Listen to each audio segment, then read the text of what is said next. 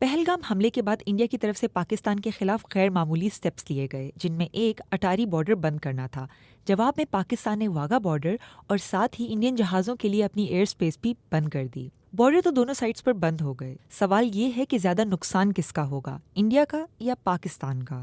Trade development authority of Pakistan کے سابق chief executive زبیر موتی والا کے مطابق دونوں ممالک کو تجارتی طور پر نقصان ہوگا، لیکن پہلے ہی تجارت کچھ زیادہ نہیں ہے، جس کی وجہ ماضی میں دونوں ممالک کے درمیان پائی جانے والی کشیدگی ہے۔ انہوں نے کہا کہ پاکستان سے انڈیا کچھ خاص نہیں جا رہا، اس لیے تجارتی تعلقات کے خاتمے کے بعد پاکستان کی ایکسپورٹس کو کسی نقصان کا اندیشہ نہیں ہے۔ پاکستان انڈیا کے درمیان تجارت کا ہجوم۔ اگر ہم مودی حکومت کی 2025 کے ڈیٹا پر نظر ڈالیں تو اب تک انڈیا نے 3,833 کروڑ روپے سے زیادہ کی اشیاء پاکستان کو ایکسپورٹ کی ہیں۔ سال 2023-24 میں انڈیا نے پاکستان کو 10,096 کروڑ روپے کا سامان ایکسپورٹ کیا اور 25 کروڑ روپے کا سامان پاکستان سے امپورٹ کیا۔ واگا بارڈر کے راستے پاکستان انڈیا سے کیا امپورٹ کرتا ہے؟ زبیر موتی والا کہتے ہیں کہ پاکستان میں فارماسیوٹیکل کمپنیاں انڈیا سے ادویات کے لیے خام مال امپورٹ کر رہی تھیں۔ پاکستان کو ادویات کی تیاری کے لیے یہ خام مال اب کسی دوسرے ملک سے منگوانا پڑے گا، جو مہنگا پڑے گا اور ادویات کی قیمتوں میں بھی اضافہ ہو سکتا ہے۔ انڈیا پاکستان کو چینی اور آٹو پارٹس ایسی چیزیں بھی ایکسپورٹ کرتا ہے۔ اسی طرح پاکستان کپاس انڈیا سے درآمد کرتا ہے، لیکن اس کی مقدار کم ہے۔